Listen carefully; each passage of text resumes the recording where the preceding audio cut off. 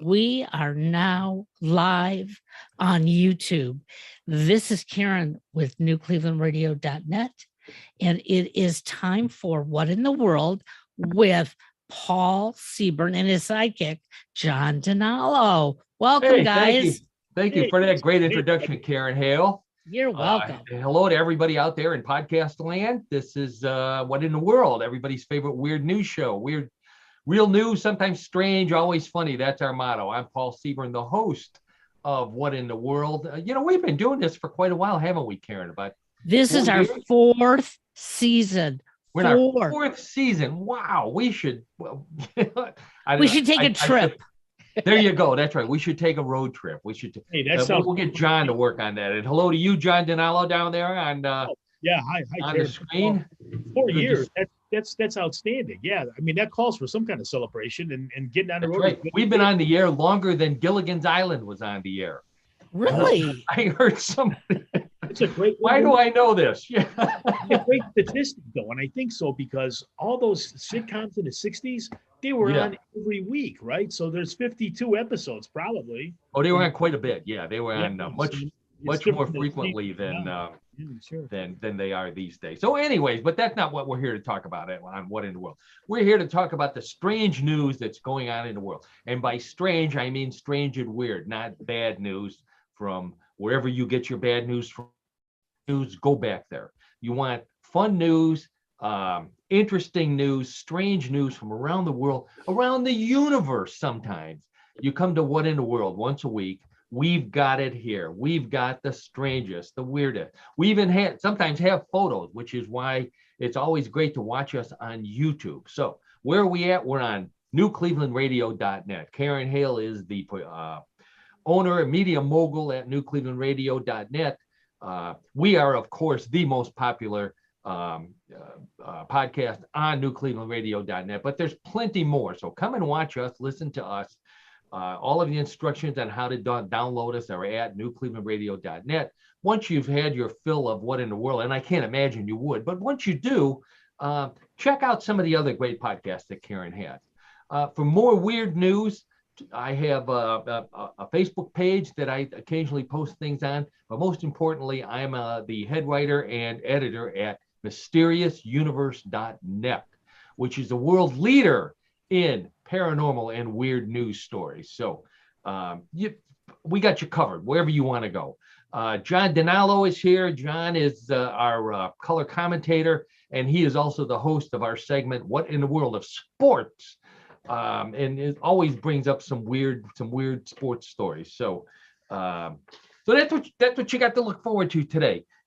We try to keep the stories quick. If you don't like one, stick around. We'll be back with another one. We try to make them funny. If they're not, stick around. We'll try. Laugh anyways. Laugh anyway. Thank you, Karen. That's right. Imagine you're stoned. Imagine you're eating those gummies that your doctor prescribed to you. There you go. Humor us somehow. That's right. Yeah, that's right. Get the munchies and the giggles. So anyway, we've got some great. We were talking about the stories right before we went on the air.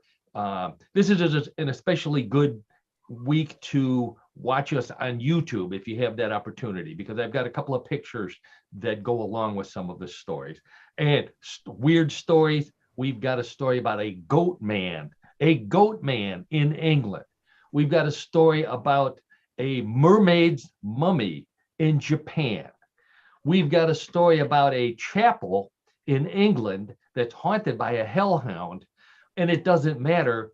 They're trying to sell it anyways. And wait till you find out where it's at. I've got a picture of that too, by the way. Karen, this is for you. Oh, you're going to love this, Karen. A photo of a chupacabra. Yeah. Chupacabra. Karen loves chupacabras. John's a Bigfoot man. Karen loves the chupacabras. Let's see, what else do I have here? Oh, my sister. I posted this on when I posted our announcement on Facebook. She got all excited about this. I have a photo of an old boot on Mars. Wait till you see this. And another weird photo from Mars too. So, like I said, we're not just What in the World, we're what in the universe this week. Yes, we are. More odd news. I've got some trivia. strange sports. John's got some good sports stories for us. And then before we wrap up, we always play everybody's favorite weird news game, Bluff the co-host. So let's get right started. Get started right away. We don't grade on grammar on this show, so thankfully. That's no kidding. Or spelling either. That's right. So we live in Northeast Ohio. The weather today is warm. The snow is just about gone. It's been raining all day. This is the time of year when people are complaining because they've got bird seed out for the birds for the winter, and the squirrels are stealing it. So be grateful for the small problems that you have, and be grateful you don't live in Lake Tahoe, which is a beautiful place to live, by the way. But instead of squirrels breaking into bird feeders, they have 500-pound bears breaking into homes. Wow. To steal food. That's right, Karen. It's unbelievable. I have to. My cousin lives in Lake Tahoe, but he's seen bears, but not this one. So the bear in question, they posted pictures of him on the internet. His name is Hank the Tank, and they call him that because he's about as wide as he is tall.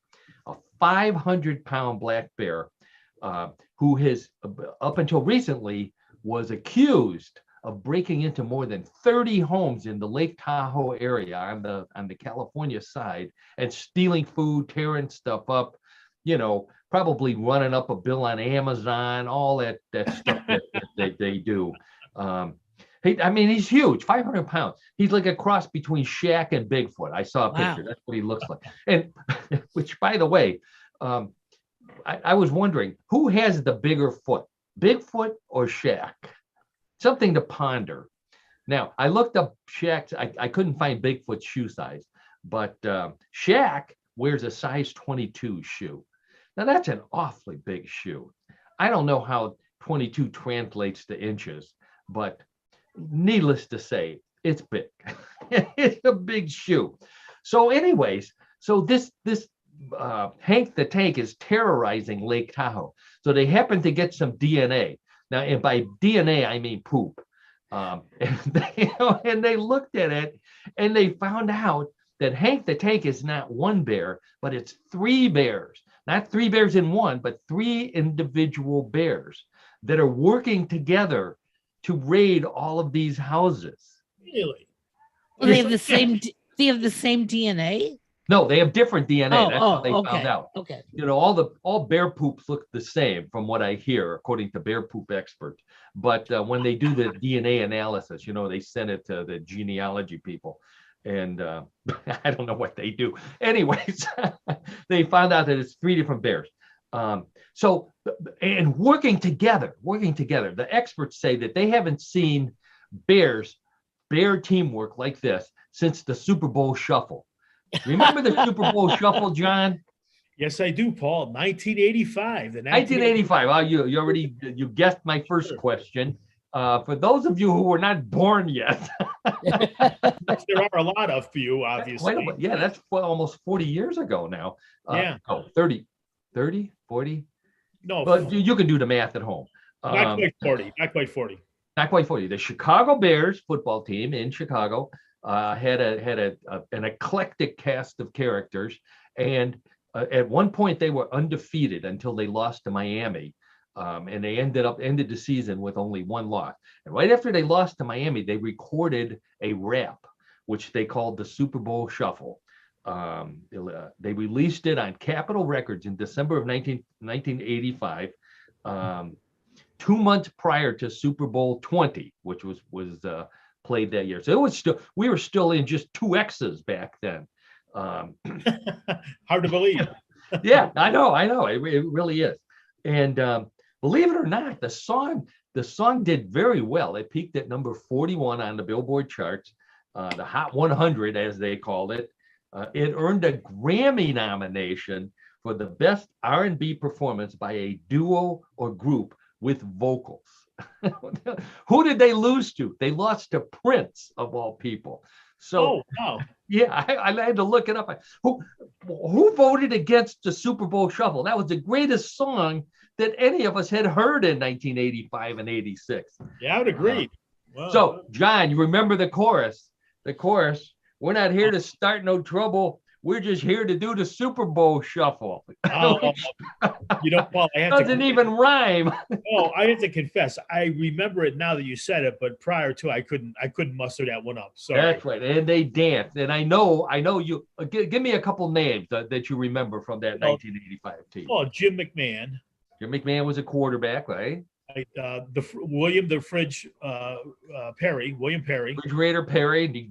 Was he defensive line or defensive lineman? Yeah. Another defensive lineman, Dan Hampton. He played. Oh, there you go. Yeah. And Walter Payton played on that team. Walter Payton was the running back. Richard Dent, I believe, was a linebacker. Willie Gault, the famous Willie Gault, a sprinter who became a wide receiver. So really a number of Hall of Famers on that team. Yes. Not Hall of Fame singers, Hall of Fame football. Stick to playing football. I don't think any football team has done anything quite like that. That was really a big event. One of those things that it was perfect for the moment. I think in 1985 we needed something like that, and it was a perfect song for the times. So Super Bowl Shuffle. Agreed. And they made it even better by winning. So yes. Now, a couple of world records for you, John and Karen, and everybody out there. This is from Nova Scotia. 16-year-old boy in Nova Scotia combined two of his hobbies and set a double Guinness World Record by solving, get ready for this, 211 Rubik's Cubes while bouncing on a pogo stick for an hour and 12 minutes. Yeah. Now, bouncing on a pogo stick for more than a minute to me is a world record. Solving one Rubik's Cube in under an hour is a world record. This kid did 211 while bouncing for over an hour on a pogo stick. So he's holding with one hand and he's doing his spinning his little Rubik's Cube with the other. Not to be funny, that takes some skill. It takes some skill to do that. That sure does. Yeah, it really does. It's some sort of skill. Some sort of skill. And the poor kid. So he does all this. He's on a pogo stick for over an hour doing the Rubik's Cube, but this is Canada, which does not recognize any world records unless they're done on ice. So he's got to he's got to do it again on ice skates in the middle of a frozen pond in order to get the Canadian version of this world record. I thought that's unfair. It is unfair. That's yeah. So I know we've talked about the Rubik's Cube on the show. I don't know if we've talked much about the pogo stick. So I'm going to give us a trivia warning here for a little bit of pogo stick trivia here. Before it was called the pogo stick, and we'll find out why it got that name, it was called the spring stilt utilizing compression springs. That was the original patented in 1891 by George Harrington. Yeah. I didn't think they had springs back then. George Harrington from Wichita, Kansas, bouncing across the prairie on his little spring stilt, it was called. And on the patent it says the purpose is for leaping great distances and heights. So he was apparently looking at both aspects of the pogo phenomenon, although he didn't call it the pogo. The modern name pogo comes from Max Pohlig and Ernst Gottschall from Germany.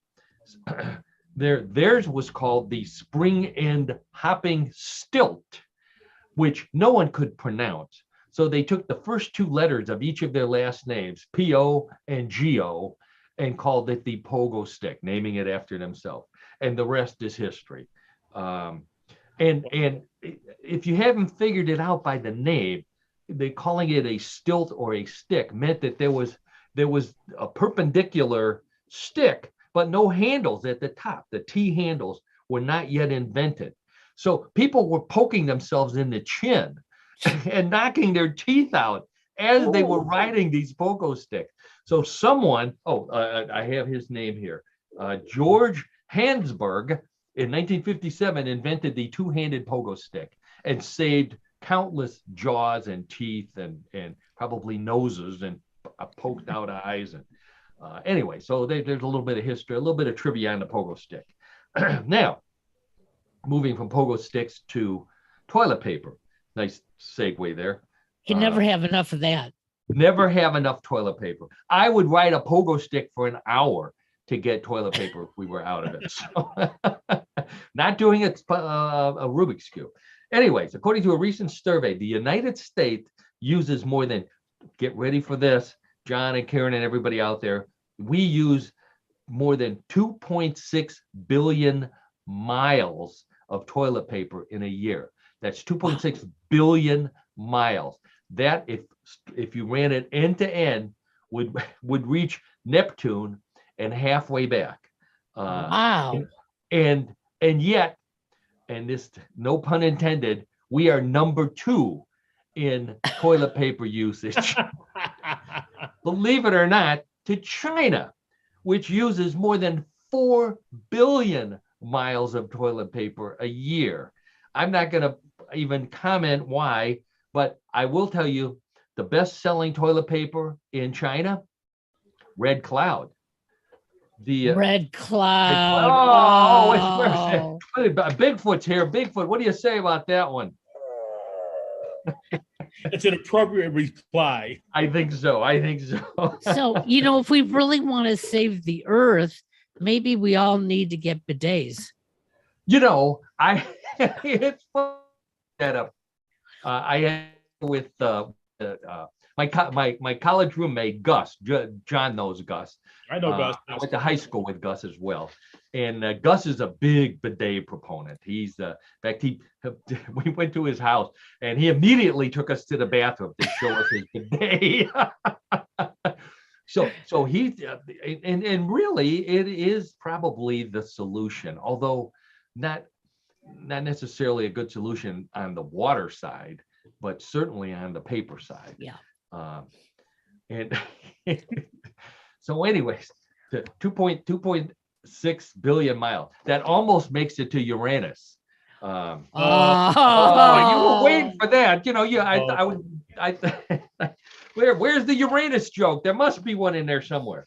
Okay, so now, speaking of college, we're talking about college. There were a couple of big UFO and space travel songs back in the 70s when John and I were in college together. Rocket Man by Elton John.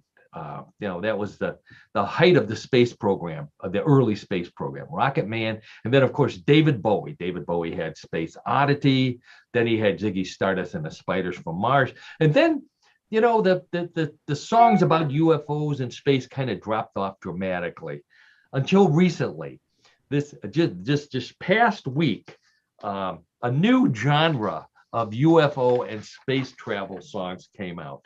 Country Western UFO songs. This is by the Texas Country Band, and I got this for my friends down in Houston. This comes from the Houston Chronicle. The band is called Jason Boland and the Stragglers, and their new hit, "The Late Saw Me," is about a cowboy in the 1890s who is fishing when the light, meaning the UFO, landed near him and not only took him on board, but took him ahead into time. And the song is about a typical cowboy song, him reminiscing about his girlfriend that he left back in the 1890s.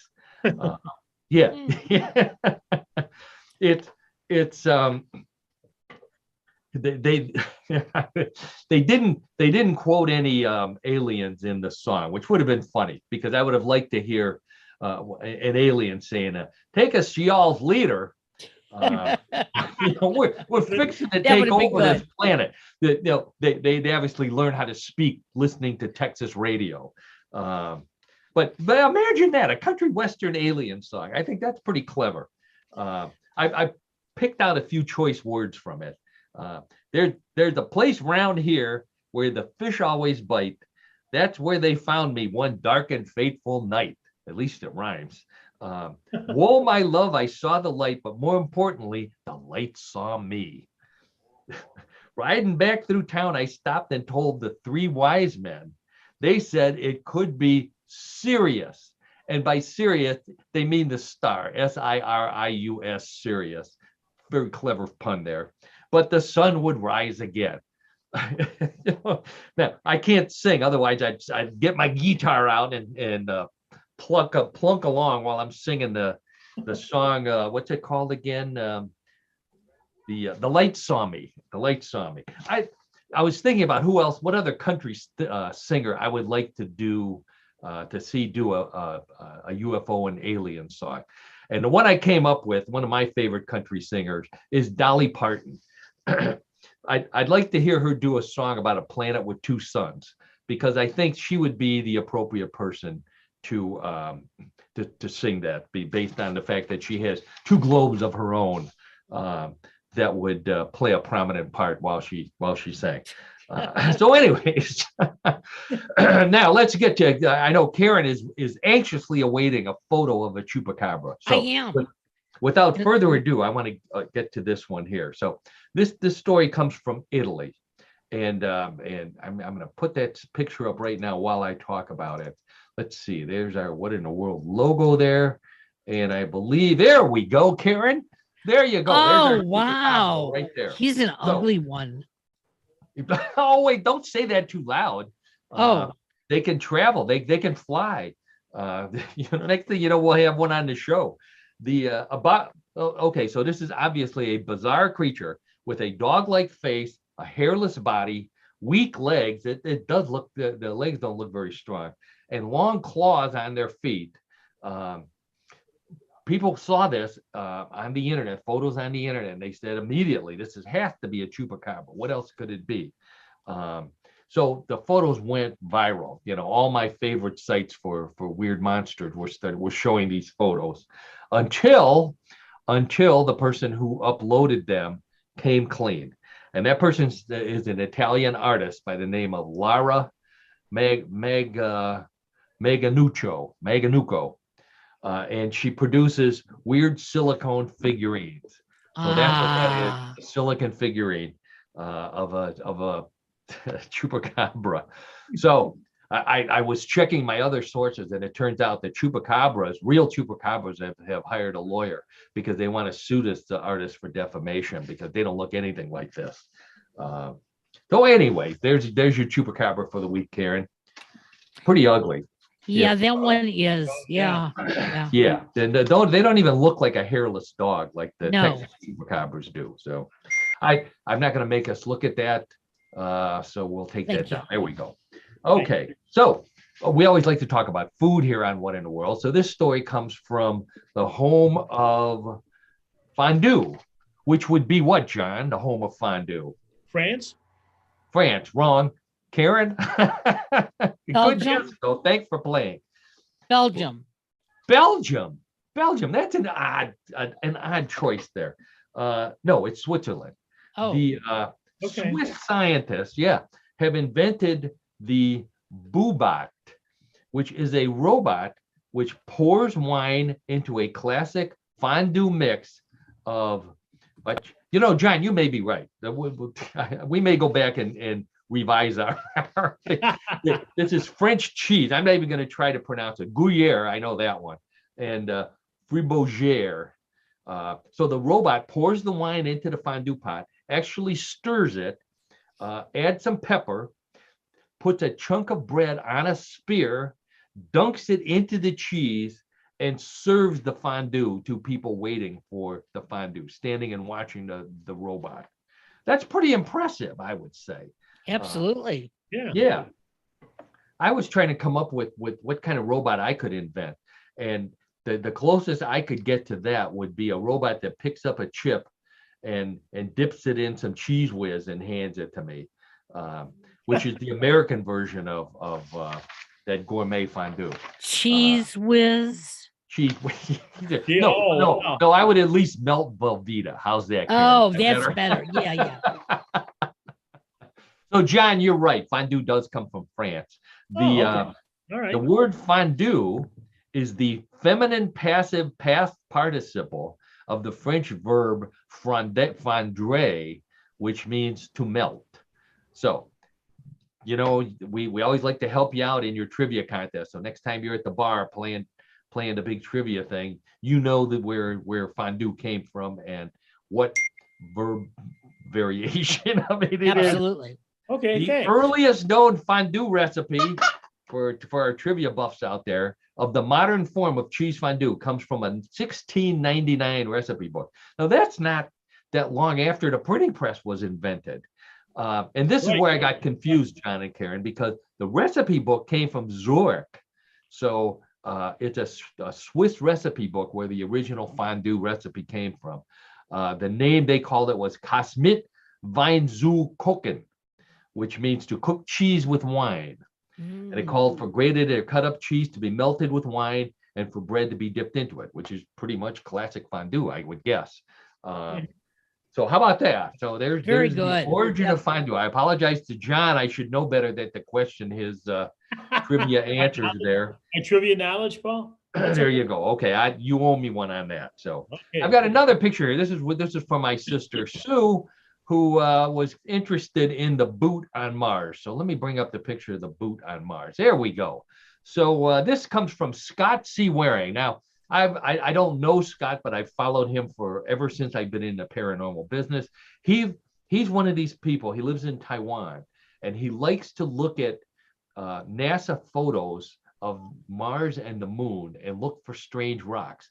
And then he pretends that they're aliens and spaceships and post them on the internet, and he gets all kind of publicity for it. So this is his picture here. This is from a NASA picture. He added the circle around what he claims is an old boot. Now, do you see the boot, Karen and John? Yeah, maybe. Put my glasses on here. Yeah, to the right is where you would put your foot in, and to the left would be the toe and the laces.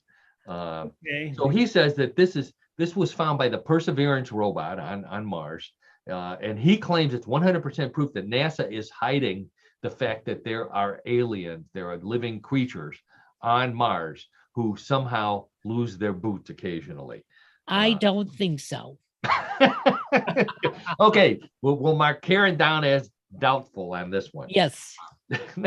I'm thinking if a single boot, if finding one boot says that there's aliens around, if you go to any school in the United States and go to the Lost and Found, there's all kinds of single boots over there. So does that mean that we have aliens all over the place in our schools because they're losing single boots? I don't think so. That sounds like a math question. There you go. That's right. A paradox. That's right. If we've got all these boots, where's the aliens? Yep. Good question. Now, if you think this is weird, also on Mars, there's the Perseverance rover, and over in a different part of Mars is the Curiosity rover, which has been on Mars for, I think, almost 10 years. It's been wandering around forever. So Curiosity really recently photographed something, and I think I have a picture of that here. Now, this is a weird one. This is for those of you who can't see it, Curiosity is looking down at the ground, at the Martian red dirt, and there's something that almost appears to be growing out of the dirt, like a plant. Or when I looked at it, the first thing I thought of was it looks like a hand coming out of the dirt, like a hand coming out of a grave in a horror movie. Yeah. So so I, right away, as soon as I thought of the grave, I thought that this has got to be a poster for a movie, and I was trying to come up with the movie. So the plot is that the Curiosity rover killed a cat, a Martian cat, and Curiosity killed the cat. Do I need to explain this? And I got it. And now the dead cat is coming back for revenge. So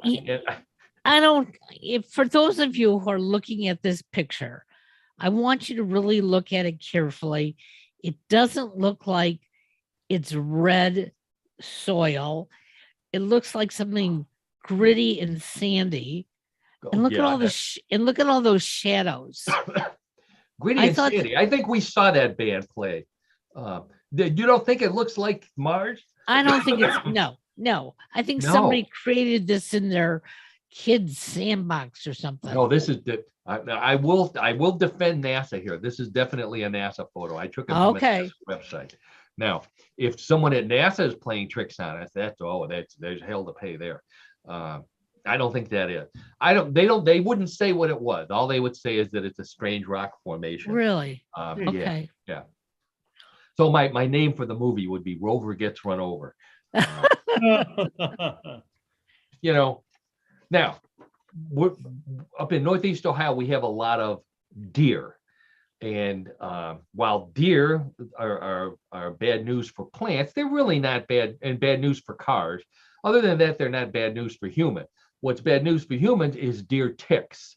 And everybody's afraid of deer ticks because they carry all kinds of diseases. So if that's not bad enough, if just having a disease isn't bad enough, a new study of the African Argus brumpty ticks, and I'm not going to pronounce that again, but these are giant ticks. They found out that these African ticks, blood-sucking parasites, just like all ticks are, can survive for 10 years without feeding and have a lifespan of 27 years. So they can go for a third of their life without biting someone or something and sucking the blood out. Wow. Which I was wondering what a tick looks like after 9 years and 11 months of not having had any blood, and then all of a sudden they jump on somebody's ankle and start sucking. To me, I was thinking, it'd be the reverse of when you use one of those shrink wrap machines to suck the air out of leftovers. So you got the tick looks like the after, and then that didn't work out right. We'll move on. That's okay, Paul. That's okay. Move on there, but the heck out of you meet any kind of tick that hasn't had his blood for 10 years, and all of a sudden they're looking for an ankle to bite into.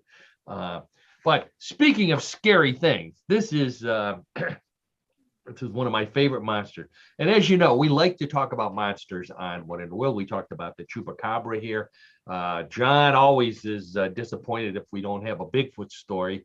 Yes. I've got a new monster for you this week, John and Karen and everybody out there in podcast land, the Goat Man. Now, I personally have a familiarity with the Goat Man, so I'll fill you in on the Goat Man. Now, we've talked about Bigfoot. Bigfoot comes in all shapes and sizes. We've got the Bigfoot, the Sasquatch, the Yeti, the Yowie in Australia. And Goat Man is kind of the same way. There's variations of the Goat Man all around the world. And we'll talk about a couple of them. So Texas, there's a Goat Man in Texas. We'll mention that. Maryland, Kentucky, and England now is the one we're going to talk about today. So this lady, she wouldn't give her name, is driving down A425 near the village of Staverton. And she says it's 2:00 in the morning and she's watching for creatures. And she says 2:00, driving on A in a rural area when something runs across the road in her headlights for about 3 seconds.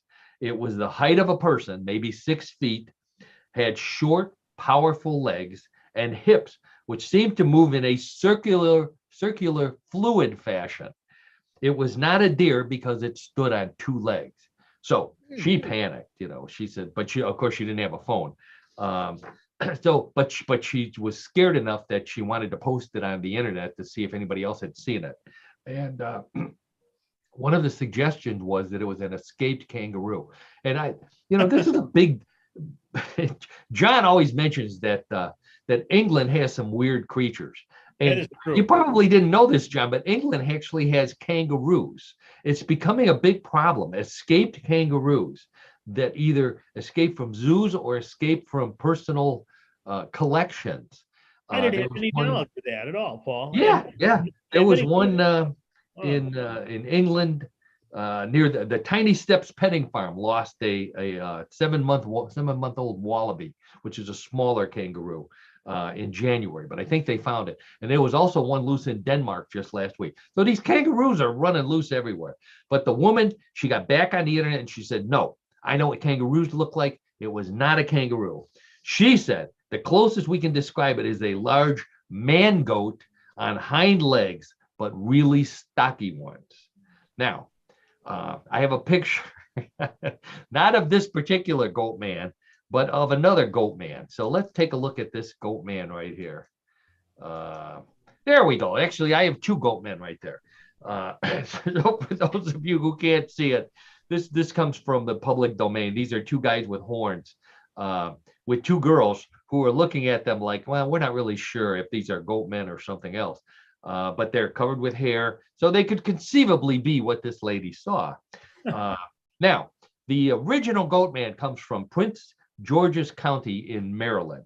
In the 1970s, the dogs were disappearing, and the witnesses who happened to see this creature running around stealing dogs, they said it was a hairy humanoid or a top half human, bottom half goat, kind of like these guys right here, or the creature from Greek mythology that was a goat on the top or a man on the top and a goat on the bottom.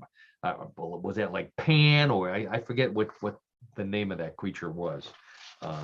Anyway, so yeah, so you got the goat man here. Now, famous goat man in Louisville, Kentucky, called the Pope Lick Monster. And Karen, we were talking about being on the air for 4 years, way back probably in the early first or second year. We talked about this Pope Lick Monster.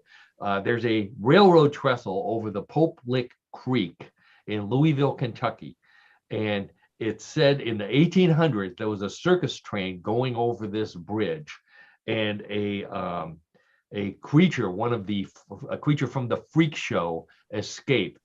And they said it was a goat man, and it's been living underneath the Pope Lick Bridge ever since. And whenever there's an unusual death in the area, they always blame the Pope Lick monster, which is a half man, half goat.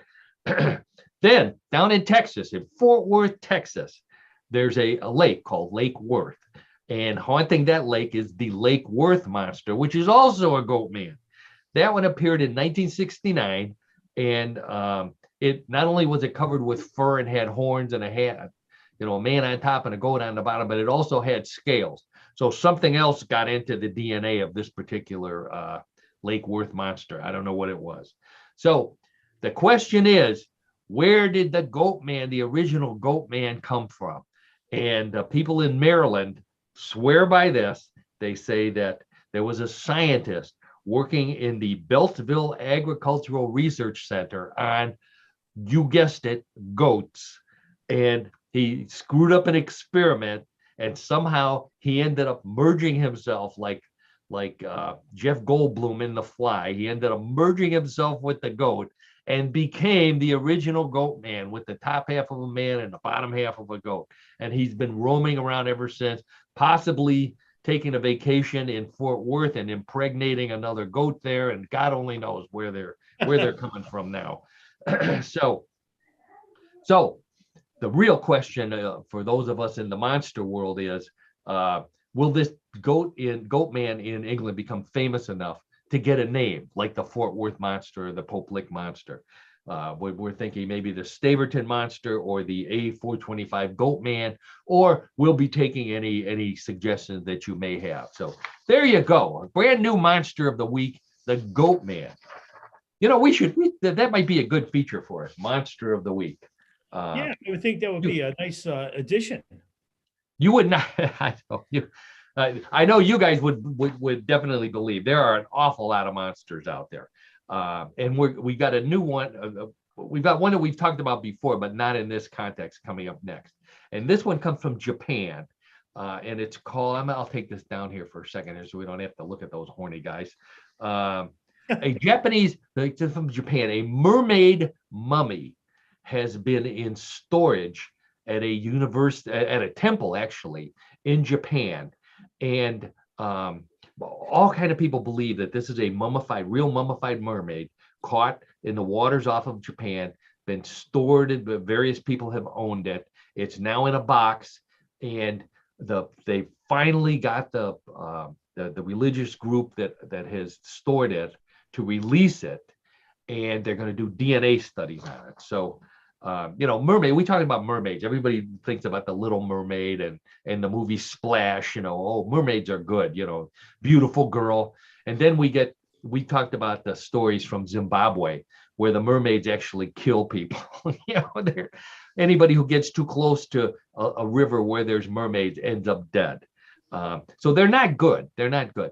And in Greek mythology, they're the ones that lured the sailors to come over and have sex with them or something. And of course, they get too close to the island and their boats crash in the rocks and the mermaids eat them too. So running theme here is the mermaids eating dead sailors.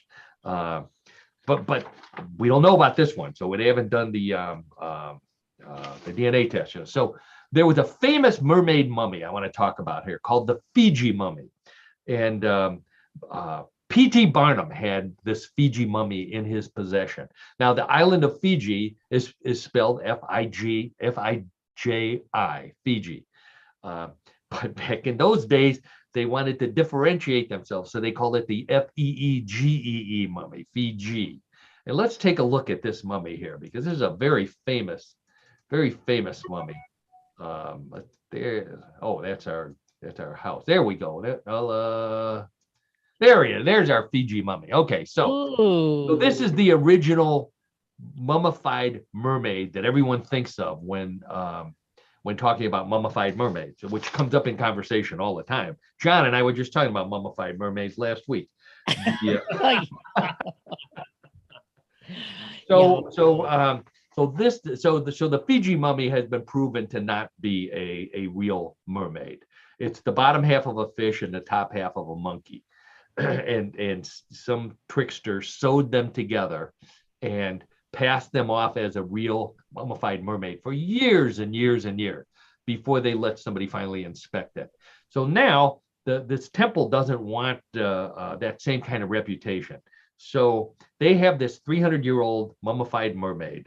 And I had that picture go by there here, so I'll bring it up here. This is from the Kurashiki University of Science and the Arts, which took possession of it. The mermaid was allegedly caught between 1736 and 1741 off the coast of Japan. It's been kept in a wooden box that was originally owned by the Kojima family, which had it before in the 1800s. Then it changed hands a number of times, and it ended up at the Enjuin Temple in Asakuchi, where it's treated as a sacred object. In fact, they pray to it. The high priest who released it was very reluctant to release it because he said they had been praying to the mummified mermaid, hoping that she would help them relieve them of the coronavirus. So I don't know how that's been going for him, but they finally, the university and some scientists finally convinced them to release it. So they got the permission from the chief priest at the Enjuin Temple, and they promised that they would treat it with all due respect and return it in one piece. So the mummy is now in the hands of Takafumi Kato, who is a professor of paleontology. So he studies dinosaurs. So he's doing the first test. So he's studying the upper half, the human-looking side, which you can see in this picture. There's hands, and it looks like it actually has a face. So he's doing a morphology analysis of the top half of this mummy. And then a different scientist, a professor of ichthyology, which is the study of fish, go figure, will be studying the lower half to determine what exactly the lower half of this mummy is. And then a molecular biologist will do a DNA test on it. So there you go. So they are analyzing the heck out of this mummified mermaid. What are they going to find? As I mentioned before, the Fiji mermaid was determined to be a young monkey on the top and the rear end of a fish on the bottom.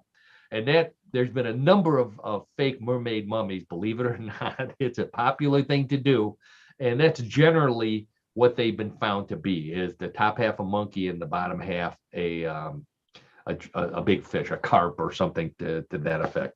So I'm keeping close watch on this because I'm really anxious to find out what exactly this mermaid might be. It could be a mermaid for all we know, although it's only a foot long. So it's a baby mermaid or a little people mermaid, which would be an interesting story in and of itself.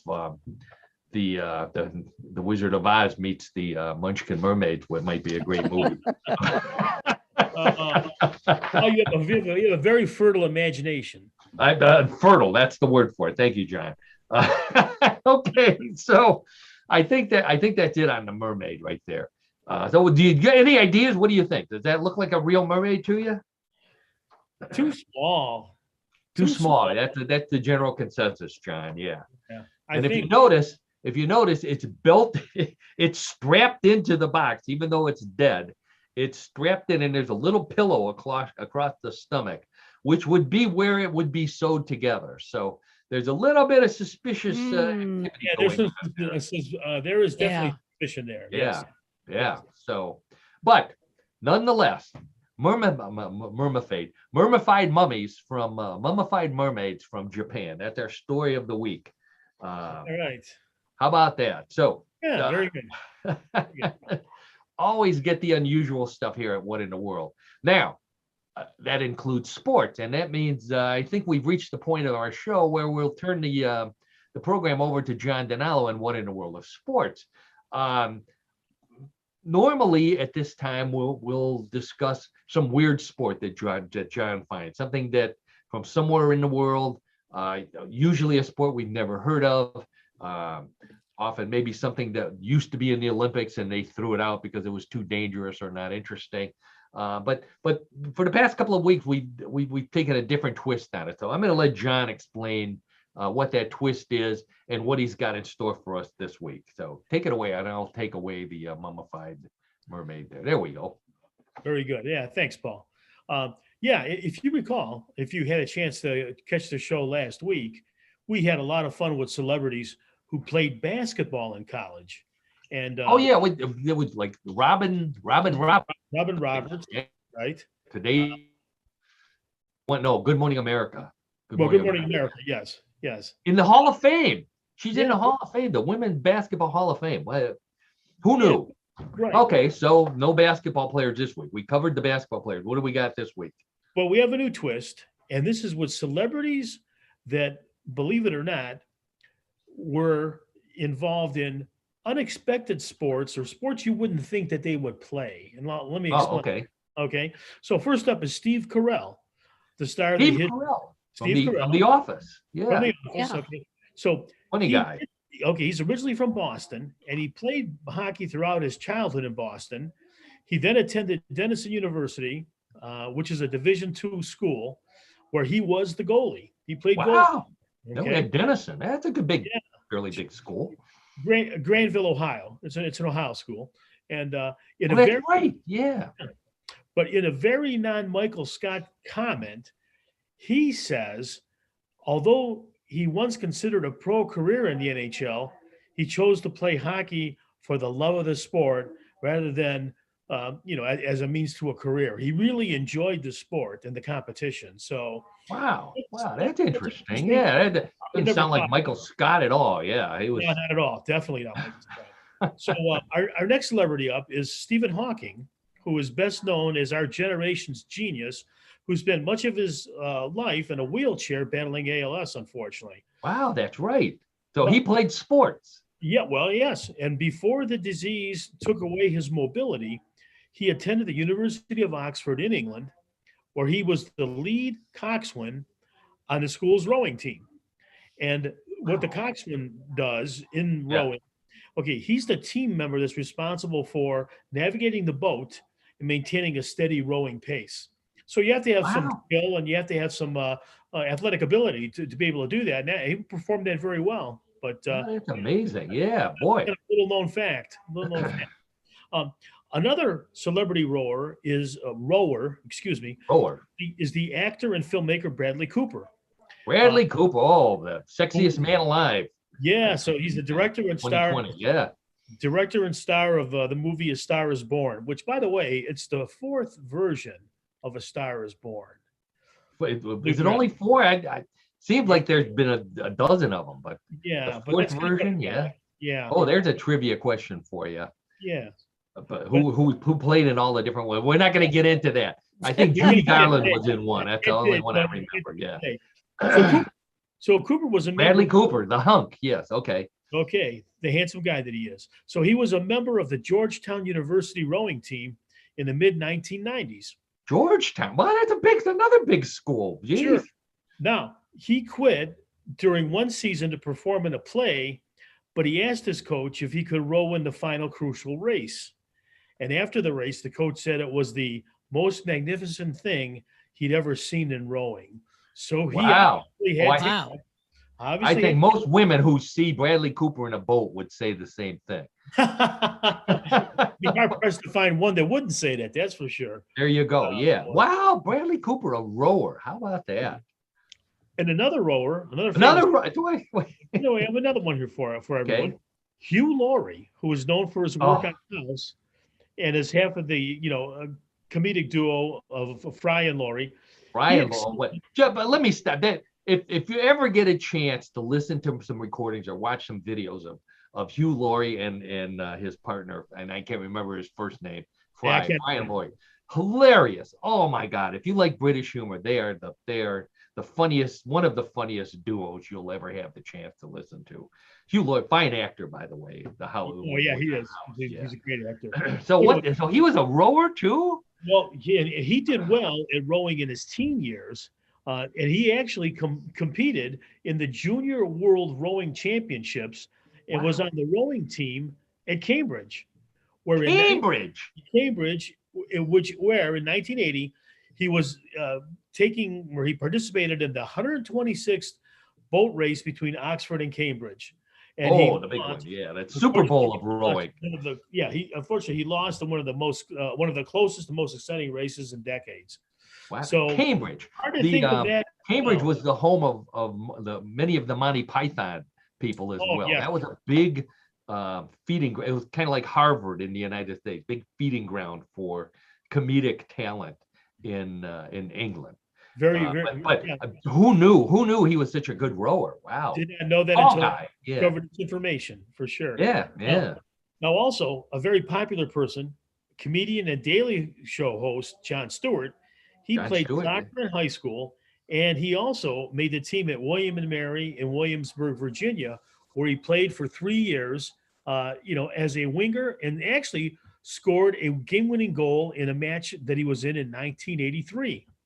Now, his real last name is Lebowitz, and the school gives the Lebo Award to the William and Mary soccer player whose positive attitude most benefits the team.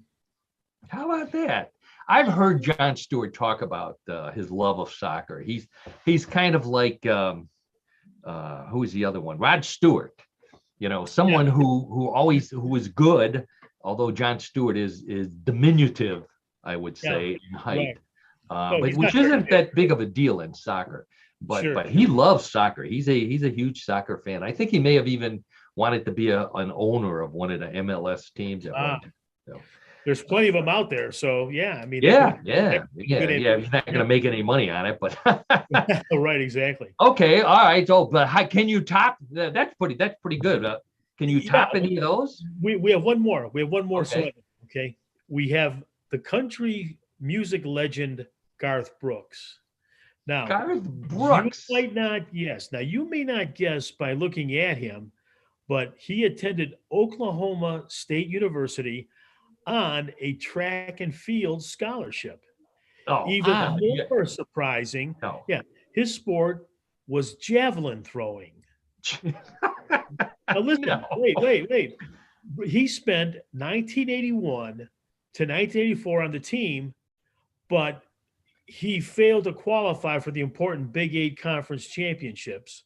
So basically, he threw down his spear and picked up the guitar, and the rest is history. Garth, can you? Now, there's a number of mind-boggling things in there. Number one, Garth Brooks does not look like an athlete at all. No, not at all. A javelin thrower. He doesn't. I wouldn't even. Shot putter, maybe. Javelin thrower, no. And the thing that boggles the mind the most is that Oklahoma State University gives a 4-year scholarship to a person who throws the javelin. That just doesn't seem right. It doesn't. It doesn't. Stranger than true, right? I mean, God bless him. I know, maybe he needed the money, and that's the only way he could have gotten through, afforded to go to the school. That's right. Throw the javelin, this sounds like one of those celebrity controversies that we were going through lately. So, but anyway, wow, Garth Brooks. Wait.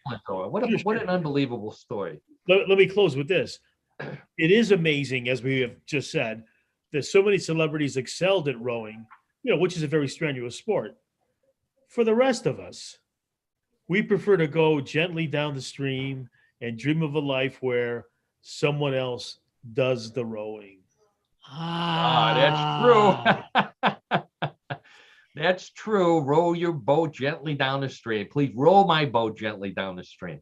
Wow, great stories, John. That was I enjoyed those immensely. Yeah. Now, before we wrap up though, and move on to Bluff the co-host, John may not remember this, but back when we were in college at John Carroll University in University Heights, Ohio, we'll give him a big plug here. John and I went out for the rowing team, which you may not remember this, John, because there's no river near John Carroll. No, there is not. There is not. Landlocked. I believe we were in an irrigation ditch or something. Maybe it was Cedar Lake. Cedar Lake, yeah, there you go. We were at Cedar Lake. Thank you, Karen. And I happen to have a picture of us right before we were cut from the team, I believe. There's our mermaid over there. Let's see. There's a picture of John and I right before we were cut from the team, attempting to make the rowing team. Hey, we have a big smile. We have smiles on our face, so we're having fun. You go. That's right. There's a picture of a number of gentlemen, probably imbibing in beer, going down a river in inner tubes. Which for my friends in Texas, we've done that many times. We used to go down the Guadalupe River. Fun thing to do. But that's John. Me and John in college rowing. So, anyway, thanks again, John. The end of What in the World of Sports means that it's time for Bluff the co-host, everybody's favorite weird news game. We play it every week. The rules are simple. I have 3 stories, just like the ones that we've been talking about all afternoon, with one difference, and that is that unlike those stories, some of these may be a bluff, and it's up to Karen and John and all of you in podcast land playing at home to determine which is which. We do allow gambling, so place your bets. We're one of the hottest lines in Vegas. Karen and John, hands on your buzzer, and let's get right to story number 1. Ventriloquist had a sort of revival a few years ago when a couple of them won the top prize on America's Got Talent. Now they're having a second revival due to marijuana. That's right. The popularity of marijuana gummies has inspired puppet makers to come out with bear-shaped marijuana dummies. And they've inspired many people to come out of the closet and admit that they're ventriloquists who also like to get high. The marijuana dummies are popular on ventriloquism websites where they're sold with a video of the most famous pot ventriloquist so far, Cheech and Bong, whose favorite routine is to perform in a cloud of smoke so no one can see Cheech's lips moving while Bong is talking. They don't have to hide anymore. Get your marijuana dummies today. So, John and Karen, we'll go with Karen first. The marijuana dummies for ventriloquists who like to get high. What do you say, real or bluff? It sounds like a bluff to me, only because last week I was talking about the gummies. Oh, that's true. Oh. So you I think this is a bluff. I think you're trying to get me. Oh, okay. Well, I'm so lazy that I used the story from last week again. Okay, so Karen says marijuana dummies is a bluff. John, how about you? Yeah, I'm with Karen on this one. I think it's a bluff because I just think it's a bluff. I don't have a reason. I'm not going to give you a reason today. I'm just going to say it's a bluff. Oh, okay. Just throw it right out there. It's a bluff. Okay, so both Karen and John say marijuana dummies is a bluff. Let's check with the judges. And the judges say both of you are right. That was a bluff. Okay, very good, Karen. Starting off well. Yeah, you know, my ventriloquist friends, I'm sure, are working on it right now. Okay, so let's get right to story number 2. Hands on the buzzers.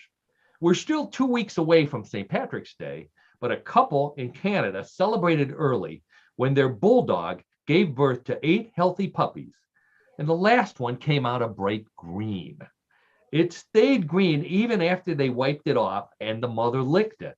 But their vet assured them that the puppy is normal and the green color is probably due to it being last and spending more time in some sort of internal bile than its siblings did.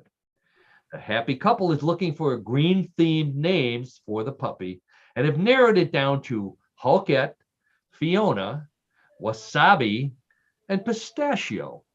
Although the puppy seems to prefer anything that ends with blank, here's a cookie. So, the green puppy born in Canada. What do you say, John? Just in time for St. Patrick's Day. That could be the Grand Master of the Cleveland St. Patrick's Day parade. Green puppy. What do you say? Real or bluff? Excuse me. I'm going to say it's a bluff. John says it's a bluff. Yeah, it's too far-fetched for me. I mean, too much bile turns the offspring green. Nah, I'm not going there. I'm saying not going there. Okay, John's not going there. John says it's a bluff. Karen, how about you? Well, you know, if it was true, I think you'd see some green a little bit on one or two of the others. Yeah. So I'm going to say it's a bluff. It doesn't sound good. Doesn't sound green. Okay, doesn't sound good. Doesn't sound believable. So Karen says it's a bluff. John says it's a bluff. Let's check with the judges. And the judges remind Karen that this is an old story that I did a long time ago. And it happened again. It's a true story. Puppies actually do, once in a blue moon or a green moon, are born green as a result of the bile in the Can I ask a question? Paul, can I ask a question? No. Can we get let's ask Bigfoot. Bigfoot says, okay, John. Thanks, Bigfoot. Thanks. He's helping me out. Can we get a picture? I don't need a video. I don't need, wait. I don't need a video. I just need one solitary picture. Is that possible? Photographic evidence of the green puppy. Of the green puppy. Because I'm really doubtful on this one. I'm hurt. I'm hurt with doubting my reputation. Real news, sometimes strange, always funny. Paul, don't take it in the wrong spirit. I'm just making a comment.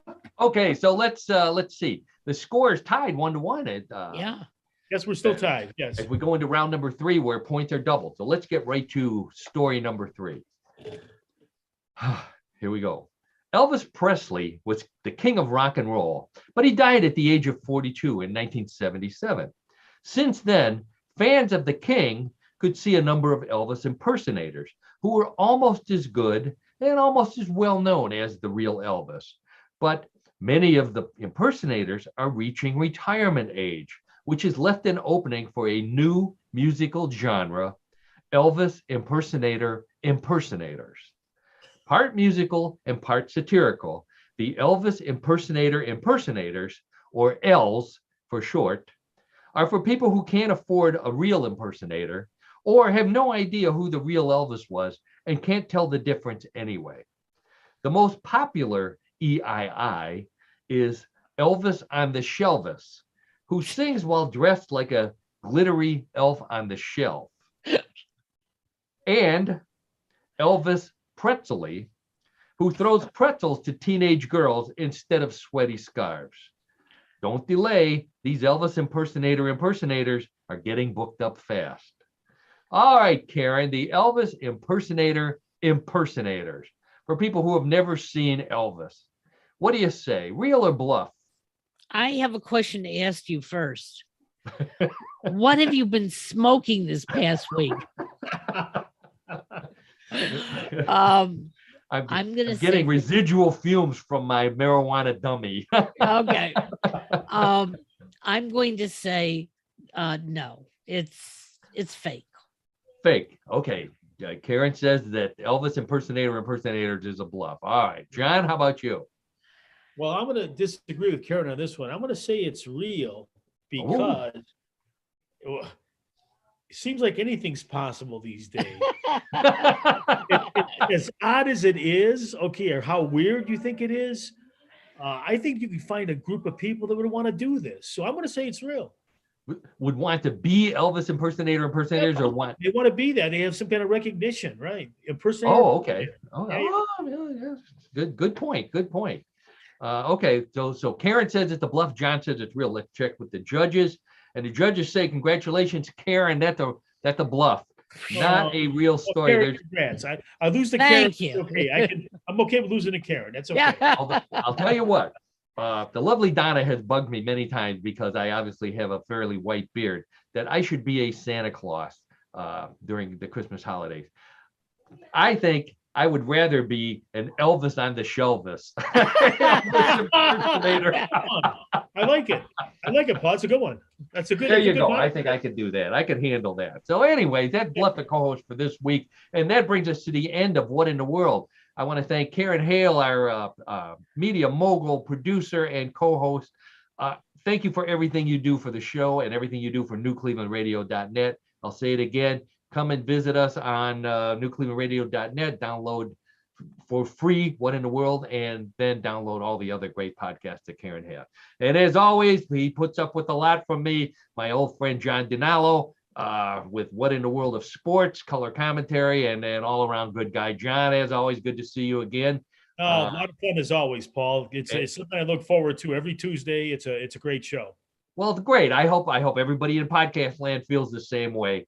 And without further ado, I think that's it for us this week. We will see you all, I hope, next week.